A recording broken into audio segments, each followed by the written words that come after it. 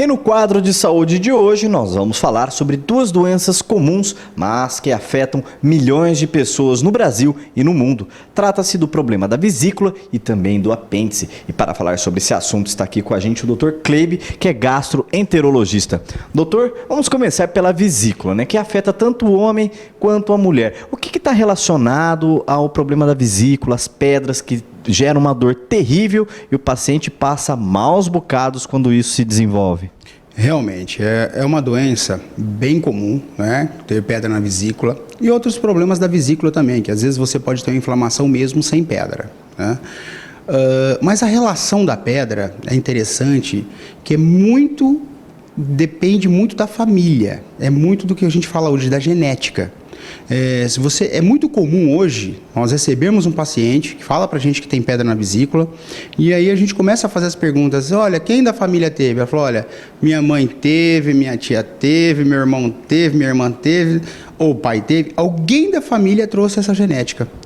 E outra coisa importante também é que geralmente, né, infelizmente, isso aí não somos nós que determinamos, mas as mulheres são muito mais comumente afetadas por essa doença. E muitas vezes acima de 40 anos, que ela começa a se manifestar com mais, né? Começam a aparecer assim as primeiras pedras, esse paciente que tem essa tendência, né? E geralmente o paciente, quanto mais obeso, maior é a propensão a ter esse problema também.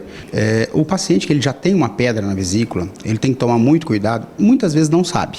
Ele vai saber a partir das primeiras crises, aí começam as complicações, né? As crises são dolorosas. Só que a gente sabe que o hábito de vida é muito importante. É aquele paciente que ingere muita carne gorda, muita fritura no dia a dia, muita massa, pão, carboidrato, né? O que geralmente leva também ao fator de obesidade. Por isso que a gente sempre fala. E nós sabemos que essas situações envolvendo esses alimentos mais calóricos é que vão desenvolver muitas vezes uma crise de dor nessa vesícula, né?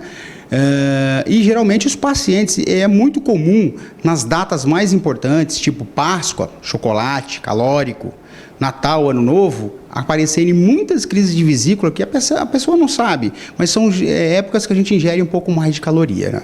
E a questão do apêndice, que é outra doença que nós vamos tratar no quadro de hoje, também é relacionado a hábitos de vida. Quais são os sintomas aí de inflamações no apêndice? É mais comum em homens, né? Bem mais comum em homens, né? As mulheres já reverteram o quadro. É uma doença mais comum em homem. Só que aí tem a palavra sorte.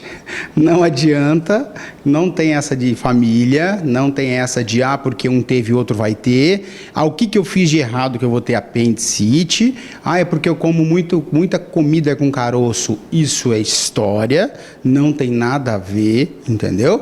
Apendicite, no dia em que ela tiver que inflamar e ter a tal da apendicite, vai ter apendicite. Os dois diagnósticos, tanto o apêndice quanto o da vesícula, colecistite, quando a apendicite, os dois você vai fazer um ultrassom.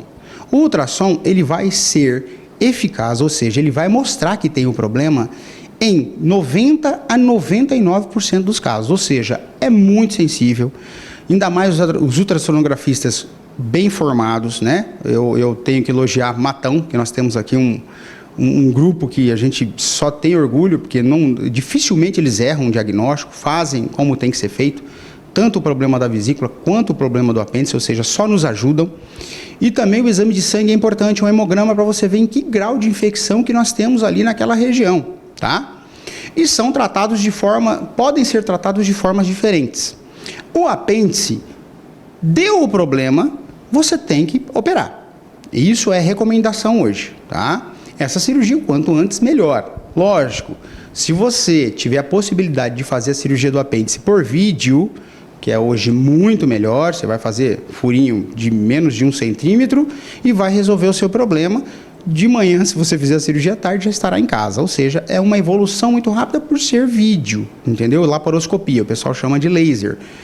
Mas também dá para fazer por corte, que é o mais comum, que é a cirurgia aberta, mas a gente nunca pode determinar o tamanho do corte. Ele pode ser um corte de 2, 3 centímetros, como pode ser um corte de 10, 20 centímetros. Tudo vai depender de como está esse apêndice lá. A gente só consegue minimizar isso pela videocirurgia mesmo, pela laser, né? Então, apêndice é igual a cirurgia e o quanto antes, tá? Seria importante isso. Aí a decisão entre cirurgia aberta ou cirurgia de vídeo laparoscópico, que o pessoal chama de laser. A vesícula já é uma coisa um pouco mais trabalhada, que você já pode ter um pouquinho mais de tempo para trabalhar. Lógico, o paciente geralmente chega com muita dor. Tem 2 tipos de paciente, aquele que você dá o remedinho, a dor melhora, casa e vamos programar a cirurgia. E programe a cirurgia. Não fique retardando essa cirurgia. O quanto antes a cirurgia de vesícula você puder fazer, não precisa ser uma emergência de hoje para amanhã como apêndice, melhor. Por quê? Porque aquela pedrinha que está na vesícula, se por um acaso ela resolver sair da vesícula e ir para um canalzinho que a gente chama de canal do pâncreas, aí nós complicamos toda a vida do paciente. Podemos ter problemas muito mais graves, uma pancreatite, que é uma doença gravíssima, e aí a partir daí podemos ter aquele, como diz o velho ditado, o enrosco que você não precisava ter tido. Ok, muito obrigado pelas informações, Dr. Kleber, gastroenterologista. Obrigado, eu que agradeço e precisando estaremos aqui. É isso, gente. Espero que tenha esclarecido suas dúvidas aí em relação à apendicite, em relação a problemas na vesícula. Então, a dica foi dada. Voltamos aos estúdios.